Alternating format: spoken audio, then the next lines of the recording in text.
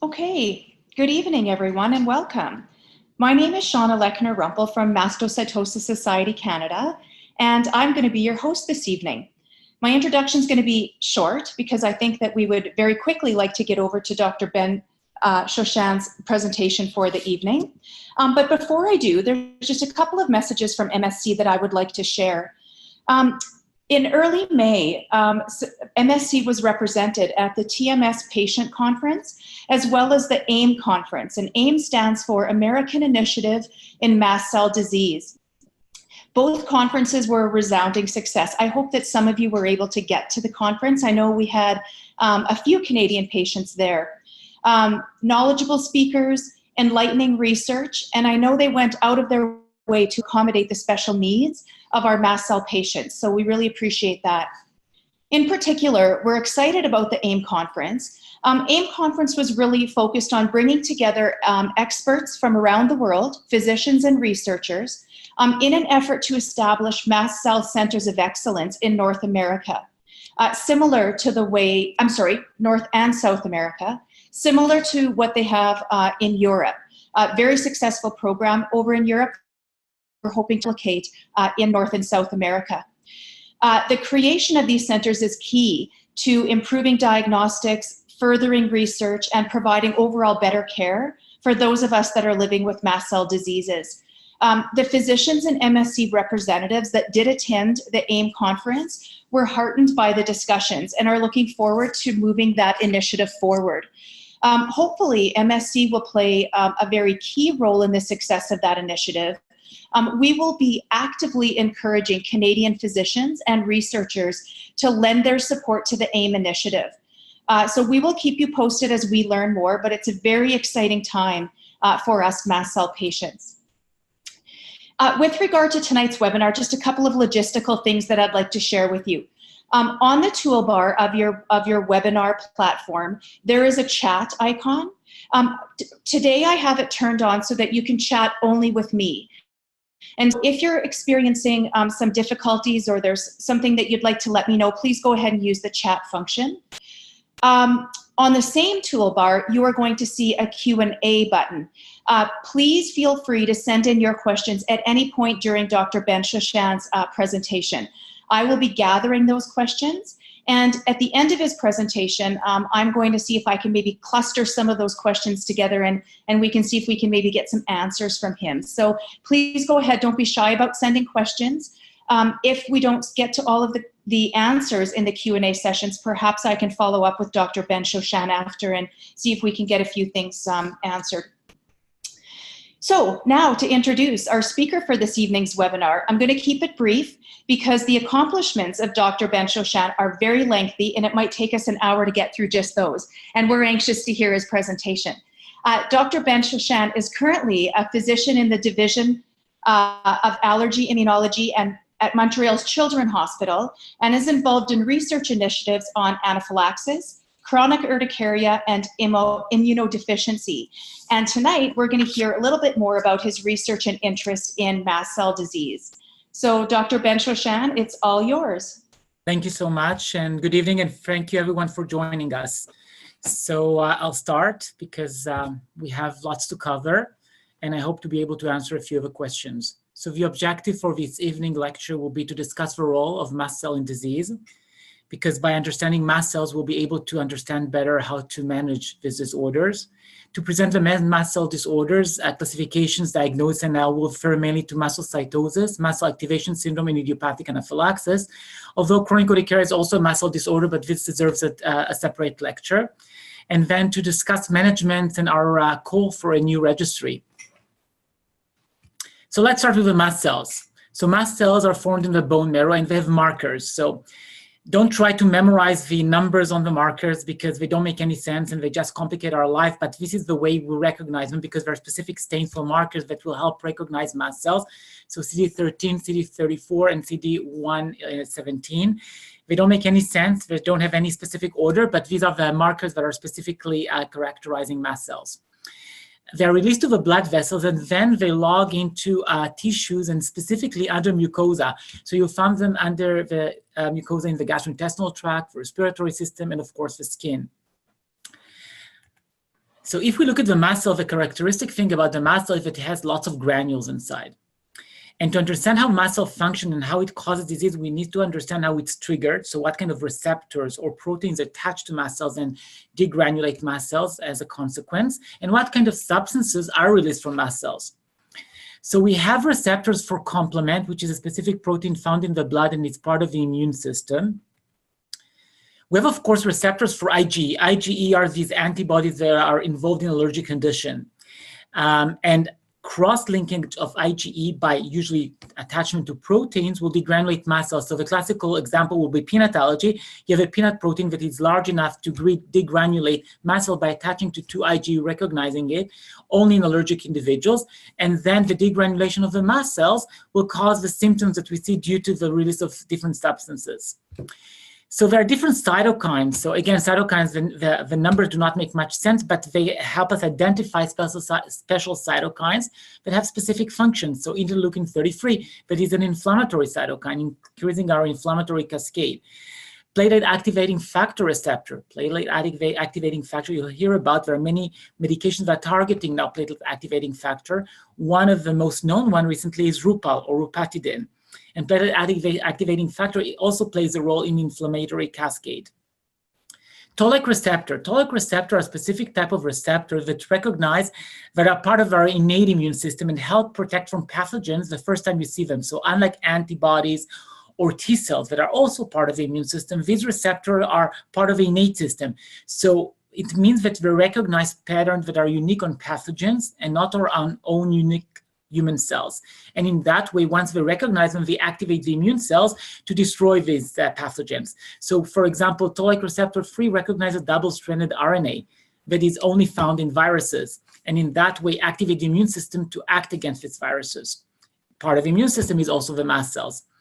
Other receptors recognize uncapped viral RNA. Again, something that is unique for viruses.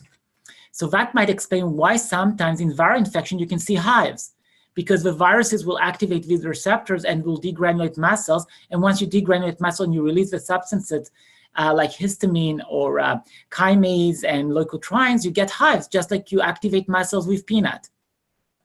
And there's a new type of receptor that is recently recognized called mast cell-related G protein coupled receptors.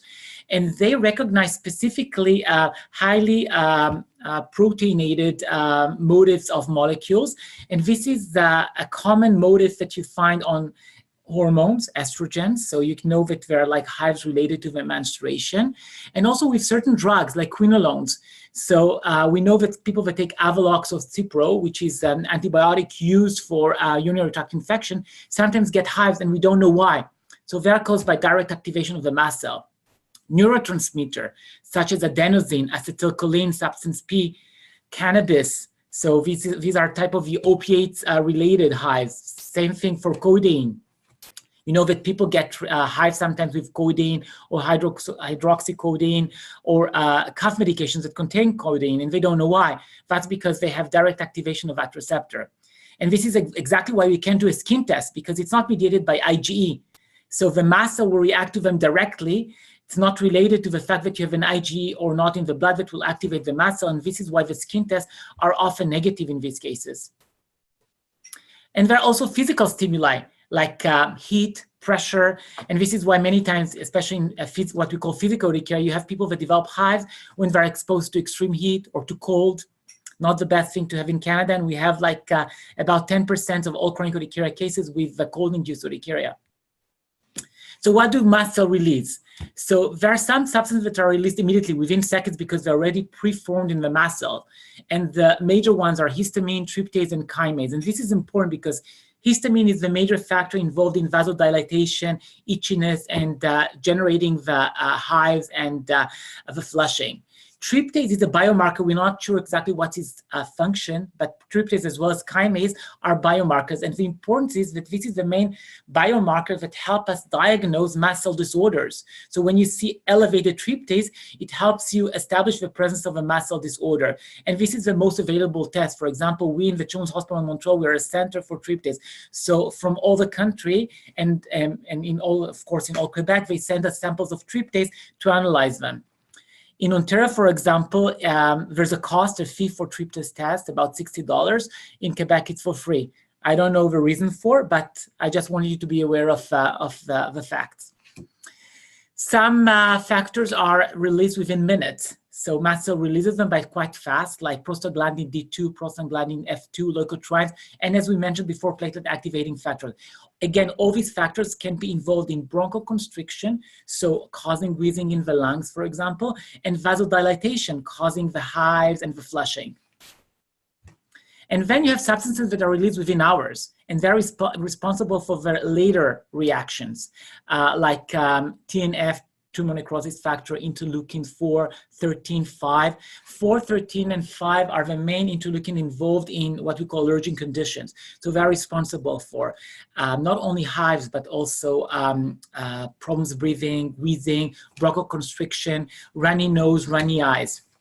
Interleukin 17, which is an interleukin that is responsible for inflammatory responses, and a VEGF that is responsible for a vascular growth.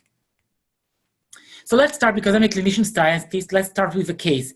And the reason I went to explore more mastocytosis is because I got patients referred to me for severe mastocytosis, and it was children because I'm a pediatrician, but recently also more adults, with severe cutaneous symptoms that dermatologists and also other allergists did not know how to manage. So this is my first case that I've seen. This child is 2 years old, presented with history of diffuse cutaneous hives since the age of 3 months.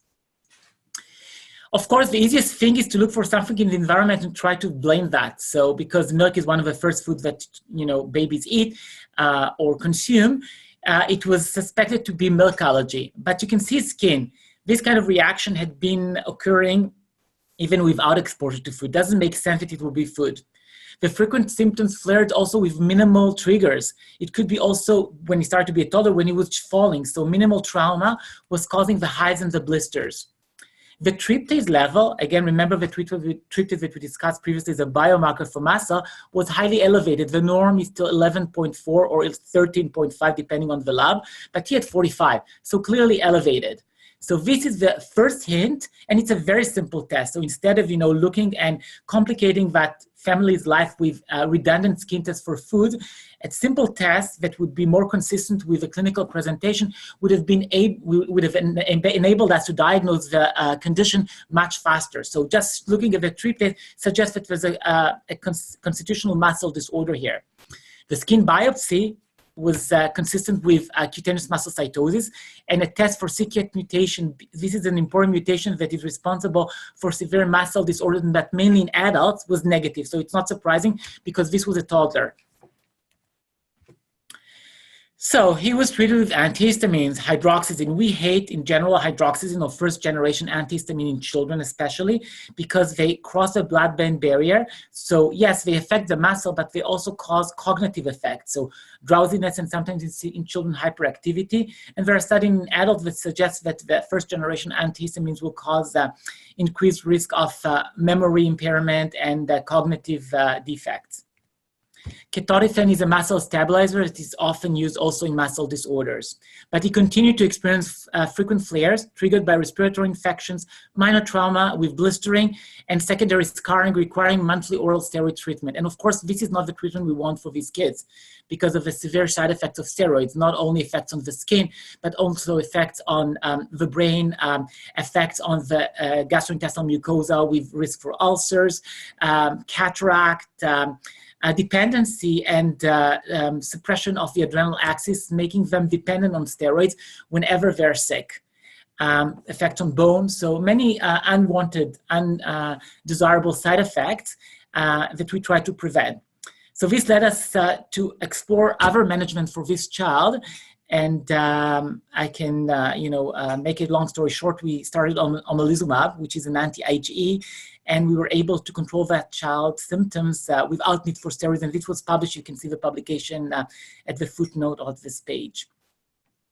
But this, required a lot of risk, asking questions, and being innovating and thinking outside of the box, because Zola was used only for chronic urticaria, hives in children, or for cases that are mediated by IgE.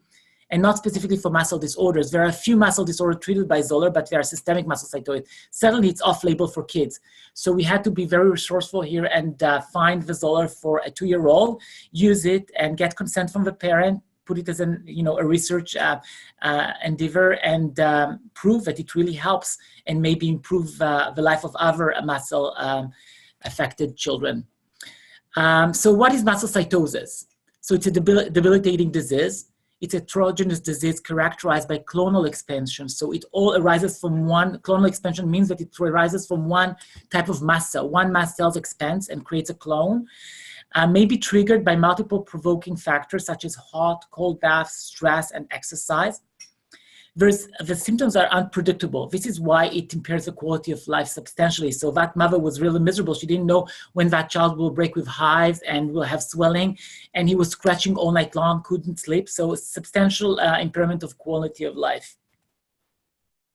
So when we look about classification of mast cell disorder, we'll start with mastocytosis. So all mastocytosis, so like clean mastocytosis cases, are arising for one mast cell. So it's a clonal disorder. And usually with a c-KIT mutation, but as we said, mostly in adults, that mutation. In children, you don't find that mutation. So if you speak about mastocytosis, there are cutaneous forms, so limited to the skin, or systemic forms, not only limited to the skin, or not at all limited to the skin. Cutaneous forms can be subdivided into other groups. So urticaria pigmentosa is the most common form in children. This is characterized by papular or elevated lesions that are brown yellowish and usually break in hives when you rub them. This is called the Derriere sign. So the child that we've seen previously does not have urticaria pigmentosa because he didn't have these permanent brown yellowish lesions. He had these diffuse lesions on the skin. So what he has is called diffuse cutaneous mastocytosis, which is basically rough skin with a diffuse tendency for blistering and hives, but you don't see the distinct lesions, the brownish yellowish lesions. And then you have mastocytoma that is very common. So it's like 1 to 5 lesions that when you rub them can break in hives, and usually they are red to brownish. And of course, they are associated with less morbidity. And then you have systemic mastocytosis. So when mast cell burden is low, tryptase may be normal in these cases. So the fact that tryptase is normal in these cases doesn't mean it's not systemic mastocytosis, but there'll be other systemic symptoms. And the way to diagnose that usually is involving bone marrow biopsy. So there's indolent systemic mastocytosis. So the skin lesions are rare here, and the symptoms are related to the release of mast cell mediator that we discussed previously. But the infiltration is not massive. So there's no substantial organ dysfunction, unlike the other forms of systemic mastocytosis. And then you have aggressive systemic mastocytosis with organ dysfunction. For example, the spleen is enlarged, the liver doesn't function well because it's infiltrated with mast cells. Sometimes it gets to the fact that it's associated with hematological abnormalities or neoplasms, like mast cells associated with leukemia or lymphoma. And there's pure mast cell leukemia when the leukemia, the malignant clone, originates from the mast cells. And of course, there is substantial organ dysfunction here. And then you have smoldering mastocytosis, systemic mastocytosis, no signs of aggressive disease, but there's a large infiltration of mast cells, so you're like expecting that it will flare in any second and will develop into the more aggressive forms. So it's an in-between form. So let's speak a little bit about cutaneous mastocytosis. This is the major form we see in children. So as you can see here, urticaria pigmentosa, you see the brownish yellowish lesions. This is a patient that I'm treating in Montreal. And as I said, when you rub the lesions, you get hives, and this is called the Derriere sign. The patient here has also lesions on his face, and it really impairs his quality of life, not only because of the itchiness, because of the fact that, you know, when they're 3 years old, they start to go to daycare and other children are starting to point at them. So this is a source for bullying. So many other aspects we don't think about when we speak about cutaneous mastocytosis. Yes, it's not dangerous. It will usually resolve with time, but it's associated with morbidity, and it's important to manage it better. Diffuse cutaneous mastocytosis, the chart that I've shown you previously. So you see there are no distinct lesions like here, but there's that diffuse tendency for blistering and rough skin, and it's very itchy. And then you have the one lesion that sometimes parents even don't pay attention to, and then they just tell you, you know, there's that bizarre lesion here, I rub it and you see the hives. And that's the Derriere sign, and that's the mastocytoma. And if it's limited to 4 to 5 lesions, it's still called mastocytoma. So, and then you have systemic mastocytosis, and there are strict criteria for systemic mastocytosis, the WHO, the World Health Organization criteria, one major and one minor, or three minor criteria. The major criteria involves bone marrow biopsy, and then you can detect more than 15 mast cells in aggregates in the bone marrow. And then you have minor criteria, and they involve more than 25% of mast cells have a different morphology than the norm, or are immature, or if you detect the c-KIT mutations, that's the mutation I told you about that you see mostly in adults. Or if you see specific markers that are usually not seen in mast cells, but are indicative of very aggressive or more proliferative mast cells. So mast cells containing a marker called CD2, CD25. And if the tryptase in the blood is more than 20. Sometimes you see nanogram per ml, sometimes you see microgram per liter. It's the same thing. It's just a different conversion of unit, but it's the same numbers. So let's speak about children versus adults. In adults, and at least 50% of cases with apparent skin-limited mastocytosis have also systemic involvement. So it's very important. So we could say that our finger is very light on the trigger in adults to do a bone marrow biopsy. The diagnosis is more challenging in cases when you don't have skin involvement. So you need really to have a high level of suspicion. So if there's high frequency of anaphylactic-like reaction, you should think about mastocytosis, even if there are no skin reactions. And I remember Dr. Mariana Castiel, which is one of the leading researchers for mastocytosis, telling me about a patient that got severe anaphylaxis with the cardiopulmonary resuscitation during the Boston Marathon. And she asked him to come and she asked him to undress. And then she found only 2 lesions on his skin. He didn't even pay attention to this lesion. And when there was a biopsy from lesions, clearly it was mast cells. And if they did a bone marrow biopsy, clearly they've seen mast cell infiltration in the bone marrow. So clearly establishing the diagnosis of mastocytosis. So it's very important to bear a high level of suspicion when you have unexplained levels or episodes of anaphylaxis. You don't need to run specifically to do a bone marrow biopsy. You can start at least with a tryptase level, which is an easy test, and most centers are not aware of it. So I have many patients that I send, for example, to CHIO or to the General Hospital in Ottawa, and I write them specifically a requisition for a blood test of tryptase and write during reaction, and I get results of trypsinogen or other enzymes that are not related to mastocytosis. So clearly there needs to be increased awareness towards that very simple biologic marker that can be helpful in the diagnosis. So again, biomarkers. So bone marrow biopsy, you need immunostaining, and you need somebody who knows how to stain for mast cells, because otherwise the bone marrow will be redundant.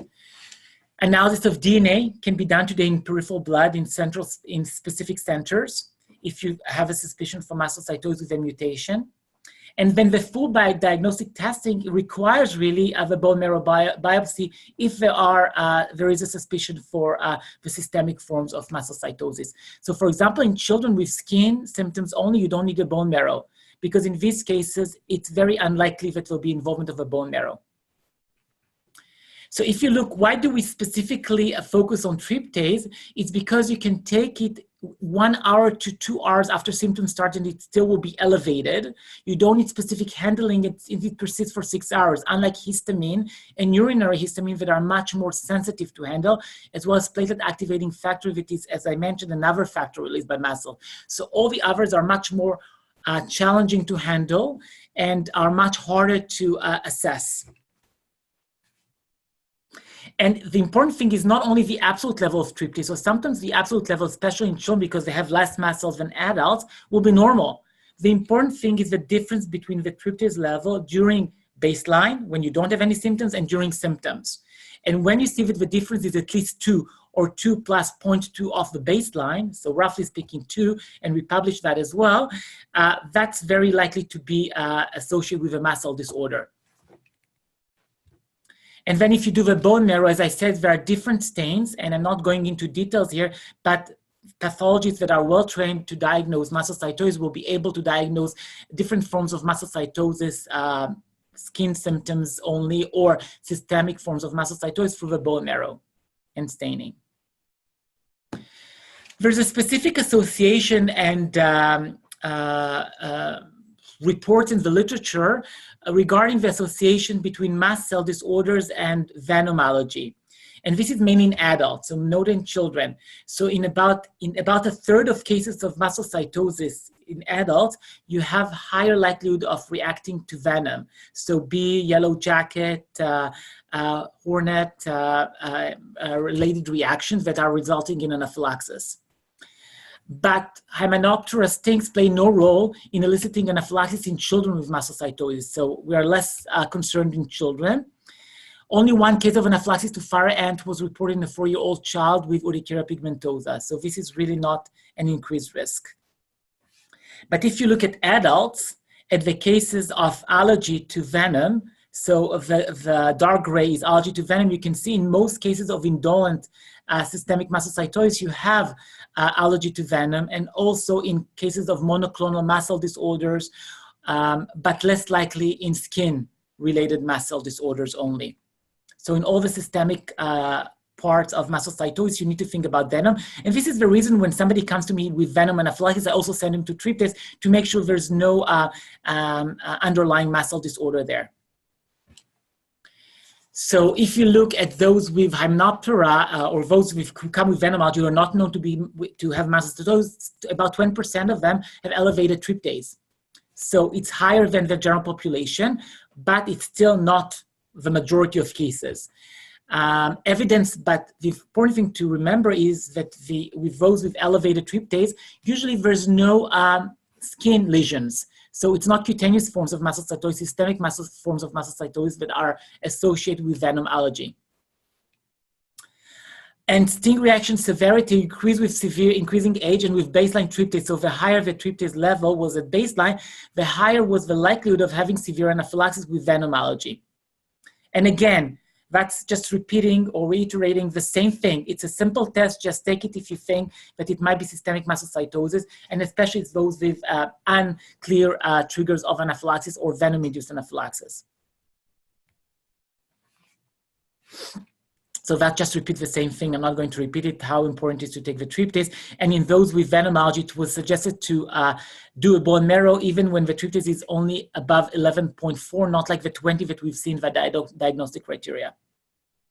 We need to remember that there are other causes for increased tryptase, for example, parasite infection.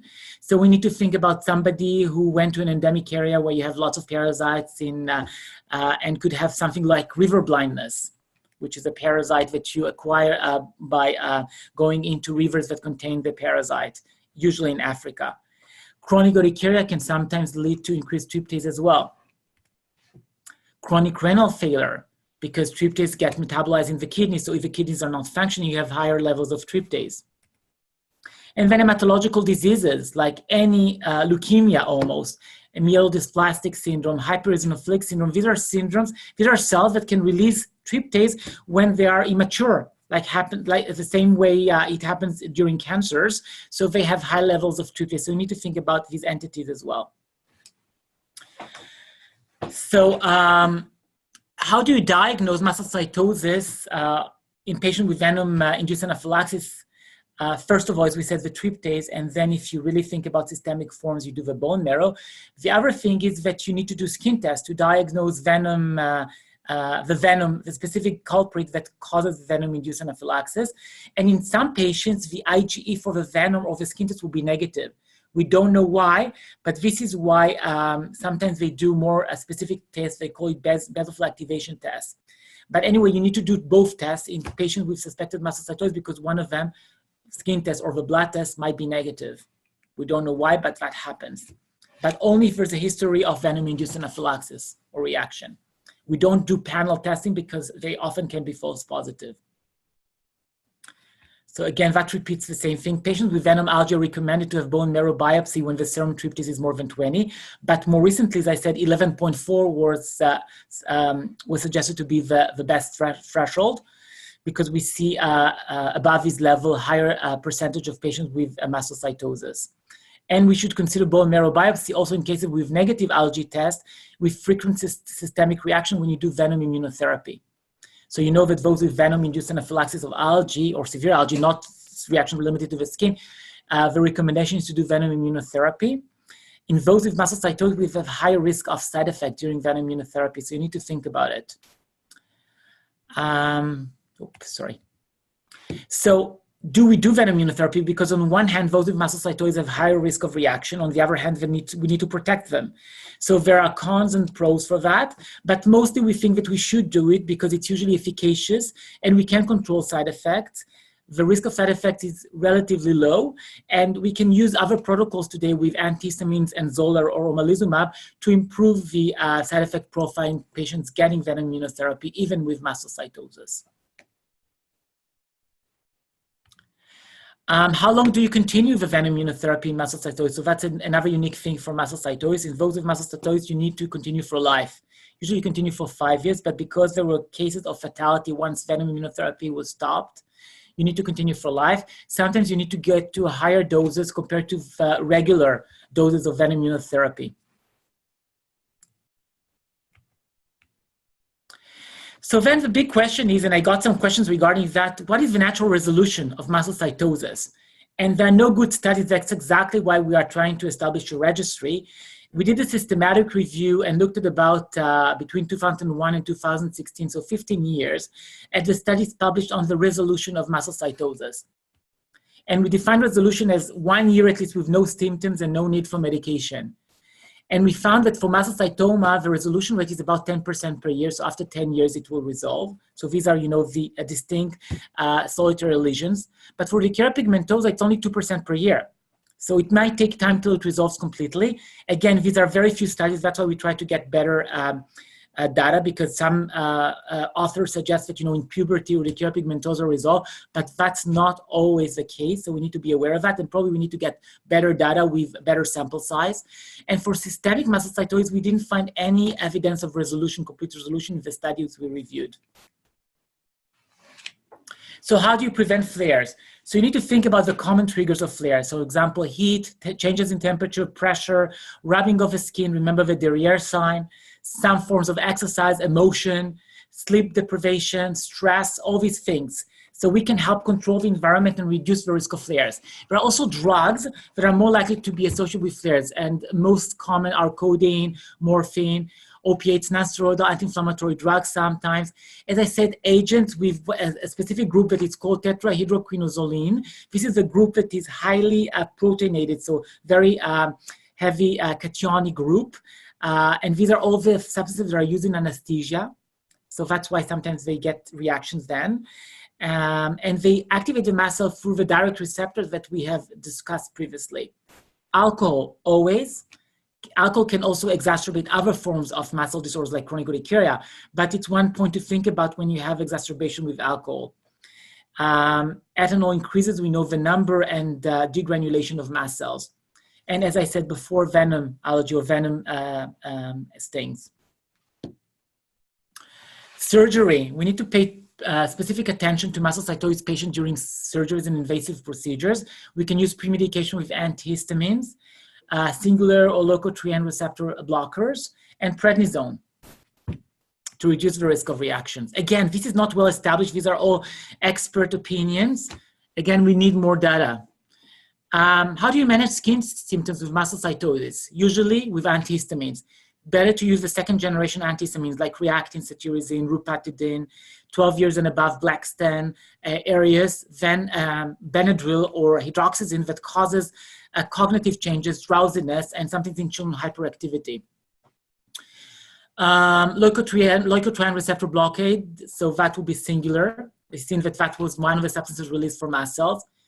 Inhibition of mediator release, there is no reason to avoid aspirin or Advil in those that tolerated it before with mastocytosis. And actually, there are some case reports of aspirin treating mastocytosis because it blocks prostaglandin, which is one of the factors released for mast cells. But again, it should be tailored to the patient. It should be individualized according to the history. And sodium cromolyn, some pharmacies are out of order regarding sodium cromolyn, but mostly you can prepare it. And it can be used as a cream to the skin or as a pill. Anti-IgE therapy, so that's the Xolair or omalizumab, which is a very effective in controlling skin symptoms, even in only cutaneous mastocytosis studies suggest, but again, no large-scale studies. Acute episodes of anaphylaxis, of course, or allergic reaction require epinephrine, and prolonged episode may be addressed with corticosteroids, but again, we don't want the patient to be dependent on the corticosteroids. Okay. So that's again, the steroids can be used orally or topically. Topically usually help more discrete and isolated lesions like mastocytoma. There is phototherapy treatment. We are a little bit hesitant to use it for children because of the risk of a UVB. But it was reported to improve pruritus and persistent cutaneous lesions in urticaria pigmentosa. So remember that cutaneous form of mastocytosis with discrete yellowish brownish lesions, diminished dermatographism and disappearance of skin thickening diffuse cutaneous mastocytosis. The more systemic forms require more aggressive treatment. So we have biologic. Biologics are molecules that change the biologic function inside the cells. And it includes imatinib, which is an inhibitor of a mast cell growth factor, and omalizumab or Xolair that I've mentioned before, an anti-IgE. Imatinib, for example, or Gleevec will not act for those that have a mutation, usually the adults. And as I said before, there's substantial improvement in systemic mastocytosis and also in cutaneous form with omalizumab. Cladribine, it's an analog. It's like a chemotherapeutic agent that blocks the formation of the DNA. And it's basically a chemotherapeutic agent used in systemic mastocytosis. And it is reserved for severe, serious systemic mastocytosis subtypes. Bone marrow transplant, especially for the malignant forms. And therapies that we have reviewed were found to be mostly or purely symptomatic and non-completely treating the disease. So that's a major point here that, again, calls into attention the need for continuous research. And when we speak about mastocytosis or mast cell disorder, we need to think about the fact that there are other disorders that can mimic mastocytosis and need to be ruled out. For example, endocrine problems. So we have patients with carcinoid tumor that releases a substance called 5-hydroxyindoleacetic acid, and it can be detected in the urine, and we need to measure it because the treatment is completely different. You need to remove a tumor here. Pheochromocytoma, that is a tumor associated with flushing and hypertension. These are, and there are biomarkers for these type of and neuroendocrine tumors. For example, the 5-HIAA, methanephrin, vinylmandelic acid, and chromogranin, recently that you can measure in the blood. And these are all usually treated by endocrinologists and surgeons. Cardiovascular, so cardiovascular disorder like congestive heart failure, orthostatic hypotension. So these are people that stand and suddenly their blood pressure drops and they faint. Paroxysmal arrhythmia, somebody that has suddenly abnormal heartbeat, and that can cause flushing, palpitations. So you might think it's a mast cell disorder, but you need to do a Holter or a recording of the heart electrical activity to really diagnose these patients. POTS, postural orthostatic tachycardia, that is another entity that can sometimes look like mastocytosis. Migraine, which can come with flushing and headaches.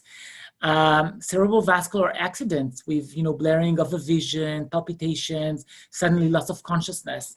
Pharmacological effects. So there are medications that are called MAO inhibitors. They inhibit enzymes that degrades catecholamines, that are like substances like epinephrine that cause palpitation and flushing. So if you inhibit their degradation, you have more of them and you get flushing and palpitations.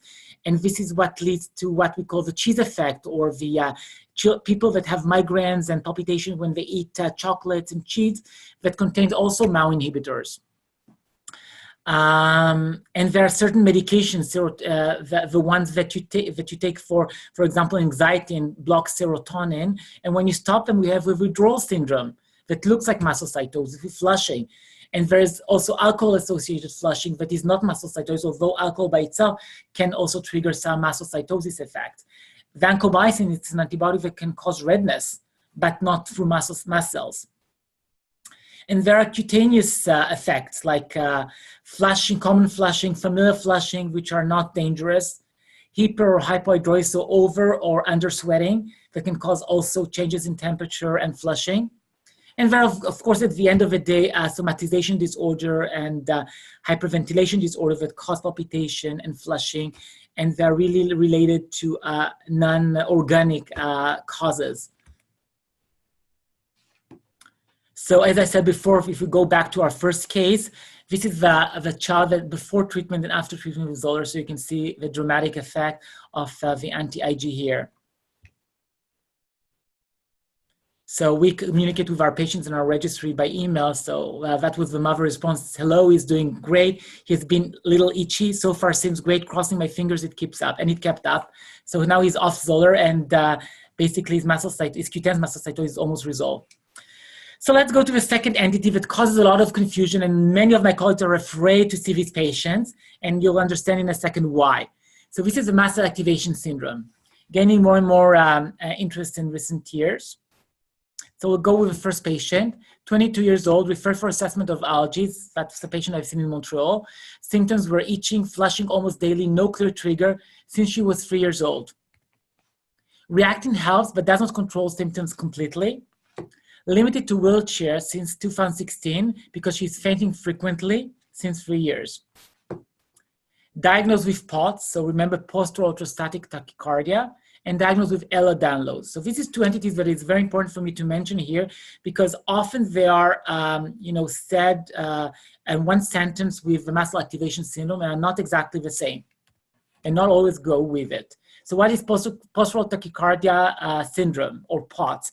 Excessive increase in heart rate with assumption of upright posture. It occurs in the absence of hypertension and is associated with at least 6 month history of symptoms that are relieved by recumbence. POTS can be treated by a combination of non-pharmacological approaches, structural exercise, training programs, and often some pharmacological support. Some POTS patients present with severe flushing in addition to their tachycardia and have an associated mast cell activation syndrome. Ehlers-Danlos, it's a genetically heterogeneous group of heritable connective tissue disorders defined by joint laxity, skin alteration, and joint hypermobility, as you can see here. There are at least 13 subgroups, and it's associated mainly with hyperextensibility and atrophic scarring of the skin. And the treatment is symptomatic only. So what's the link with mast cell? So the hypothesis is that both Ehlers-Danlos and postural tachycardia syndrome frequently coexist, and they're associated with nerve dysfunction. The prevalence of Ehlers-Danlos syndrome in those with POTS is 18%, only almost 1 out of 5 patients, while it is 0.02% in the general population. So clearly there's a link between the two. It has been described in individual with this that individuals with this syndromes can even have symptoms compatible with mast cell activation disorder, which should represent a new phenotype. But if you look to the literature, if you go and search PubMed, which is our main search engine for studies, you can see that there are only 9 studies trying to link mast cell disorders and Ehlers-Danlos. So you see, I put the research terms Ehlers-Danlos syndrome and mast cell activation. And there are only 9. I can tell you that this is from inception of PubMed. And usually when you do any search in PubMed, you get at least 5,000. So the fact that you have only 9 studies suggests that there's not much established literature regarding that link. And when you look at the studies, you see that most of them are review studies or opinions or a single case report. So nothing really linking them to mast cell. And the same thing for POTS, only 10. And again, if you look at the studies, you see a patient, a case report, a potential role of mast cell activation, a review. So no real study, no real case control even, or certainly not a randomized controlled trial looking or trying to associate these two entities. Nothing on the large scale. But it's still there. It makes sense that they might be connected, but it's just to say that there are no studies establishing that connection. Ehlers-Danlos and POTS are clearly connected, but the connection with the mast cell disorder is not clearly done. And the problem is that to connect to the mast cell disorders, you need a biomarker. And many times you don't find that biomarker. So again, it's a problem. And we need to treat these patients appropriately if they have POTS and Ehlers-Danlos but don't have mast cell disorder. And again, the link is that the mast cells are situated near nerve fibers and blood vessels, and they degranulate. And when they degranulate, it makes sense that will activate the nerve cells or will affect the blood vessels to cause the cardiovascular abnormality we see in POTS, or the neurological abnormalities and skin abnormalities we see in Ehlers-Danlos syndrome. So, if you speak about mast cell activation syndrome, there are 3 main entities. One of them is the primary when it starts from one mast cell. So it's called a clonal disorder. The second one is the one that you most commonly know, is the one that is associated with a clear trigger. So these are the children that come with peanut allergy, food allergy, drug allergy, and then you can do a skin test. And these are children that have a clear temporal association between a trigger, or adults, between a trigger. So they eat the peanut, they get the hives after an hour. And when they don't eat peanut, they don't get the hives or the problems breathing. And it lasts only an hour or two, but there's a clear association. And you do the skin test and you can establish the diagnosis. And then you have the idiopathic one, which is the harder to diagnose. So there's no clone here. So if you look and you do a biopsy in the skin, you don't see a proliferation of specific mast cell, and the trigger is unknown.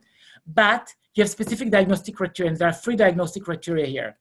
The first one is clinical symptomatology, symptoms that are keeping with mast cell disorder. So, and I will elaborate about the symptoms in a second.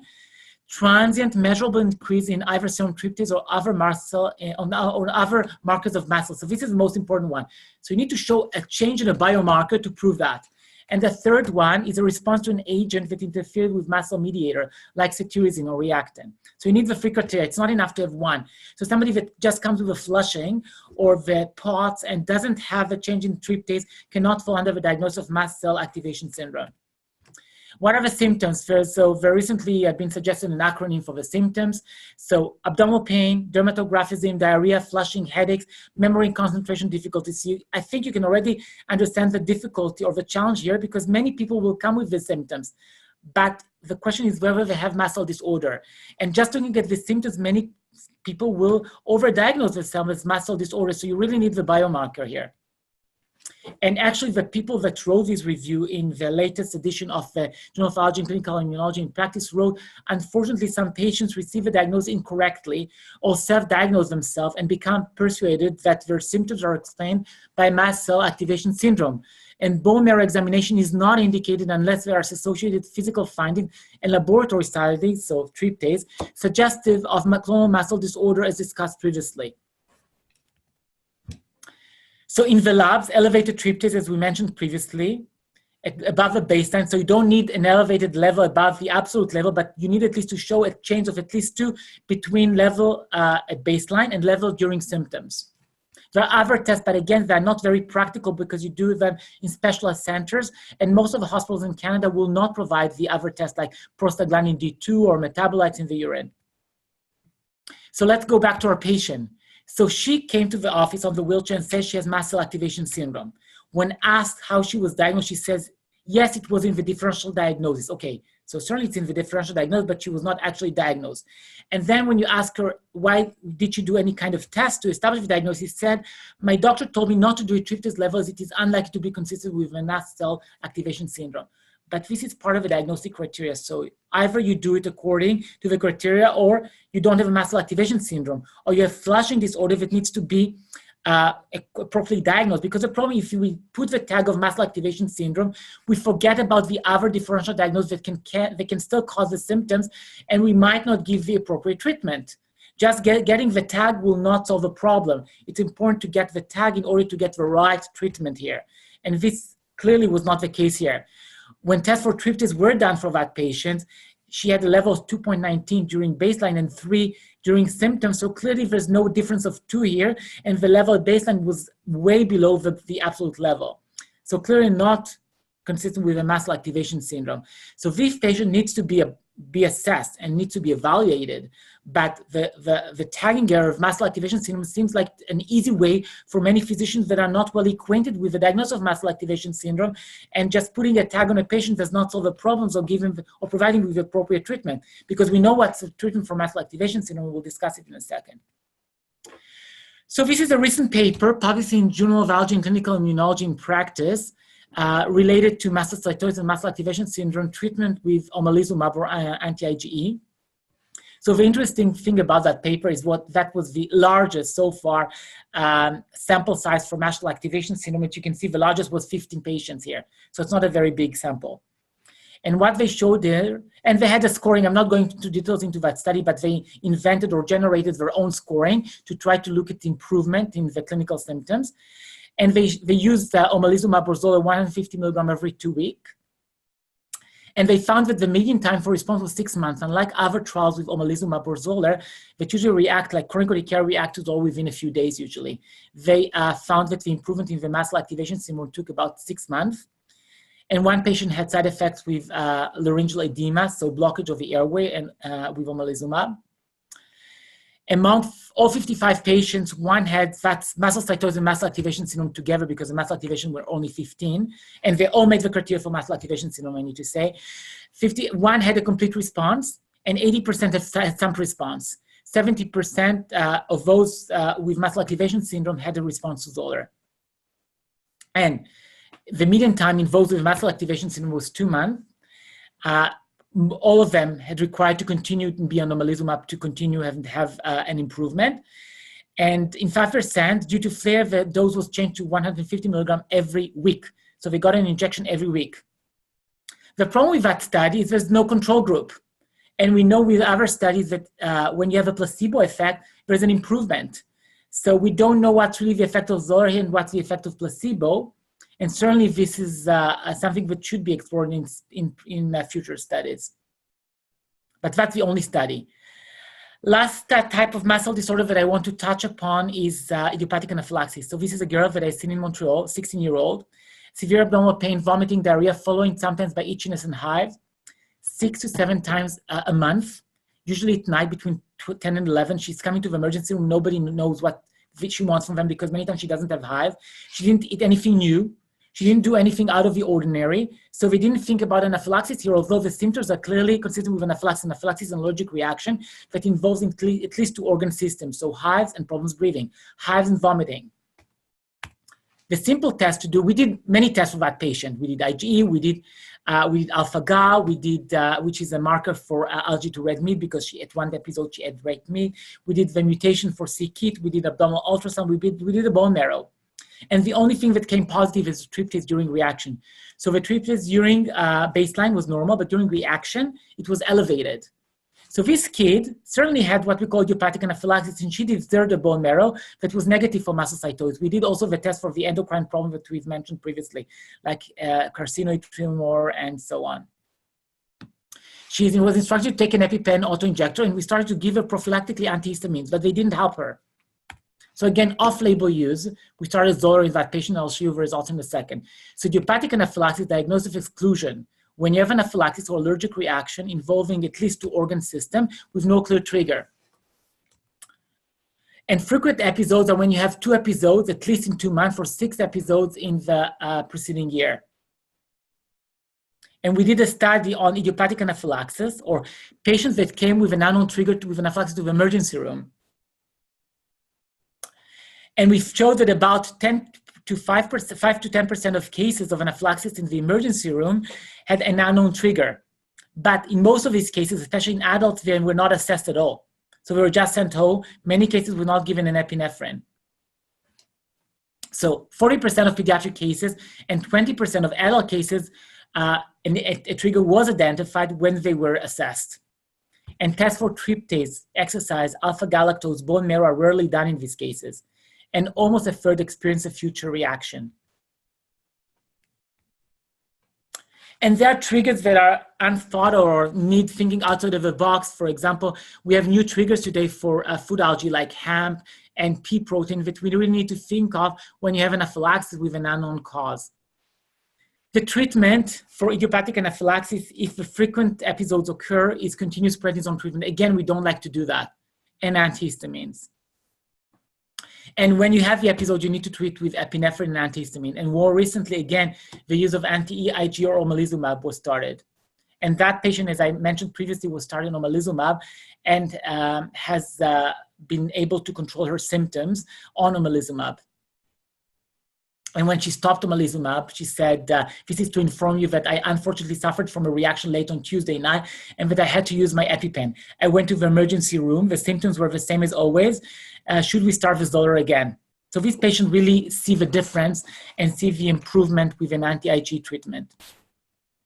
Just to go very quickly on Xolair, no substantial side effects, because it basically blocks IG, the trigger of anaphylactic reaction, and we don't actually need too much IgE, so the side effects are really minimal. And if they occur within the first injection. So usually we follow or observe this patient after the injection at least 1 hour, first time, and then 30 minutes. I don't think we have time to go for the last case. It's a rare disease called hypertryptizemia. That's something you need to think about. So these are cases that present with hives and unexplained symptoms, and they just have elevated levels of tryptase at baseline. And this is a family which we found in Montreal and was recently reported elsewhere as well. And it's called familial hypertryptizemia. And the way to diagnose that is to take tryptase not only in the patient, but also in other family members. And you see that they're elevated in all of them. And just go for genetics, I think it's too much right now, but basically they have a redundant, an extra copy of tryptase. So they produce too much tryptase and they have all these symptoms. So just going to conclusion. So mast cell disorder are challenging diagnosis, high morbidity and risk of mortality, especially if it's in anaphylaxis. Omalizumab is likely, or anti-IG is likely to benefit various pathologies in which mast cell play a major role, but large-scale studies are still needed to establish its efficacy and safety. Future studies exploring modified protocols for resistant cases to use in children are required. We're currently establishing a registry that will aim to assess clinical characteristic, management, and natural history of mastocytosis. And please contact us to help improve the management of patients with mast cell disorders to be able to improve the management. And thank you. And if there are any questions, I'll be happy to answer. I'm sorry, I used almost the entire 60 minutes. No problem. So if you have a couple more minutes, Dr. Ben-Shoshan, we do have a couple questions that might be important to answer.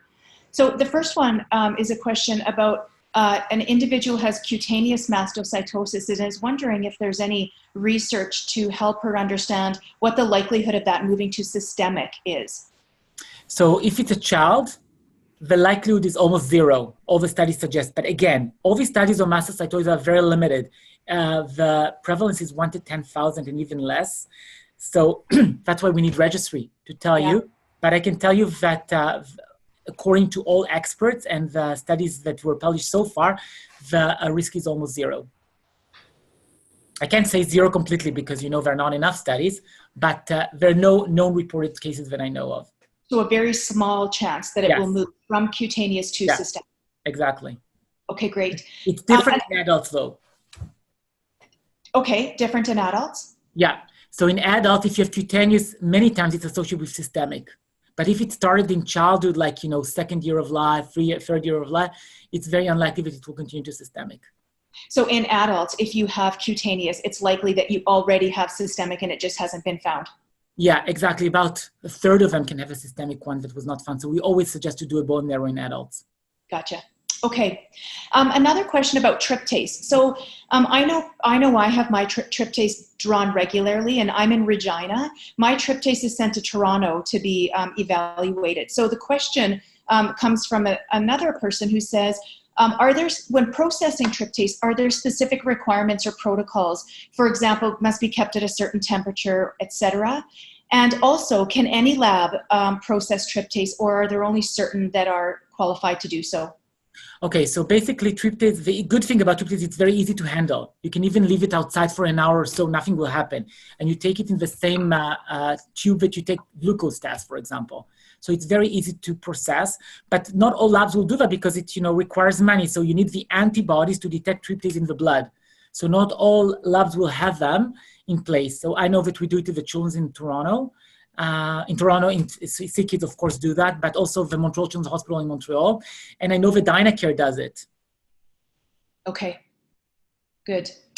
Another question that came in. So informally in the patient circles, we talk about mast cell patients being either leakers or shockers. So from a shock perspective, it's quite clear that someone has gone into anaphylactic shock, and it's obvious that they need to use their EpiPen. But for those of us who are leakers, meaning we don't often find ourselves in an emergent situation, but we certainly feel a lot of symptoms and we feel unwell. Can you help guide us when we should use our EpiPen and when we should, resort to, rescue medications, for example? So first of all, EpiPen should be used whenever it's anaphylaxis. So whenever you have a reaction that involves two organ systems, you need to use it. So let's say you have hives and vomiting, you use it. You have hives and problems breathing, of course you use it. But if it's just limited to the skin, you can wait. If it crosses your mind that it progresses, you feel that it's not going to a good direction, and usually you feel what's happening in your body. I had a patient with anaphylaxis that just held the hand of the emergency room physician and told him, help me because I'm going to die, you know it. Sometimes just if it crosses your mind, use it, because the side effects of EpiPen are really minimal. There are no substantial side effects, but the downside of not using it during anaphylaxis are immense. So it's important to use it when you need, but the rule of thumb is if you have two systems, or you feel faint or it's progressing, use it. If it just came, you can wait and use the antihistamines. Don't use Benadryl or Atarax, because you'll be, the child, for example, will be becoming drowsy, and then you don't know if it's becoming drowsy because the reaction becomes systemic or because it's the Benadryl. So usually, we must always go to the emergency room after we've epied, true? Not because you use the epi, because 5%, up to 5% can have a second reaction. So it's not because because I have parents tell me, well, I didn't use the epi because that means I need to go to the emergency room. But if you don't use it and it's anaphylaxis, you're more likely to get to the emergency room in a worse condition. So just use it and go to the emergency room, because the 5%, and be there for 5 hours, bring your phone, do something there. It's just because the 5% is it's not worthwhile to take that risk. Okay.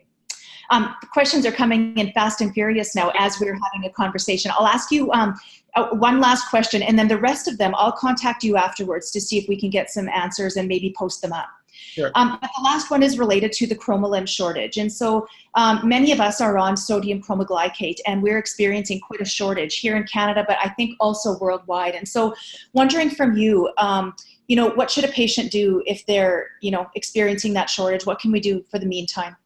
So I think, first of all, you need to be resourceful. One of the thing that you can use is Zaditan by pills. You think about chromolim glycate for cream, or by ointment or cream, or by tablets. Usually the tablets are the ones that are... So the tablets, you can use Zaditan, which will be very similarly acting. It's a mast cell stabilizer, or ketotifen. It's 1 milligram twice a day for a child and 2 milligrams twice a day for an adult. Again, if it's very bad and you have frequent symptoms, one of the things to consider is Xolair, omalizumab. The side effects are very minimal.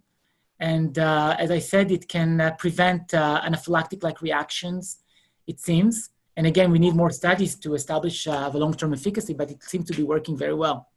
For sure. And there's the new Rupatidine now. That's one thing also to explore.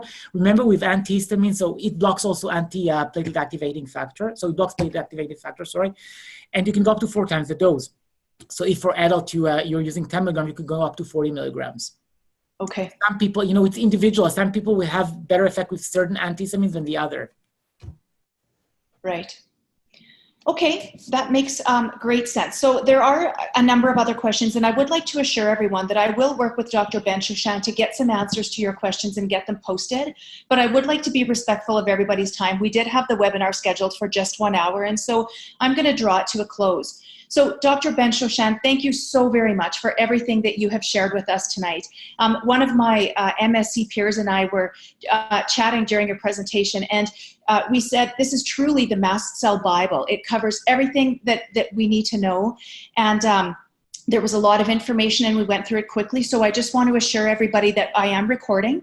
And Dr. Ben-Shoshan has said that we can put his presentation up on our website. So you can expect to see that sort of within the next 4 or 5 days. And it would be great, I think, for many of us to watch it again, just to really get the full effects of it. I think that I would like to say on behalf of all mast cell patients, Dr. Ben-Shoshan, it sure is nice for somebody like yourself to be paying close attention to our corner of the rare disease world. And so we truly appreciate all the work that you're doing from a research perspective, and of course sharing your information with us. Prior to the webinar starting, Dr. Ben-Shoshan and I were talking about ways that we might be able to collaborate a little bit more, and speaking engagements and just raising the level of awareness of mast cell disease, both within the physician community as well as the patient support groups like ourselves. So I'm going to take Dr. Ben-Shoshan up on his offer to spend a bit of time talking about what some of those opportunities are. So with that, I would like to thank everyone for spending their evening with us. Truly appreciate you supporting us in this way.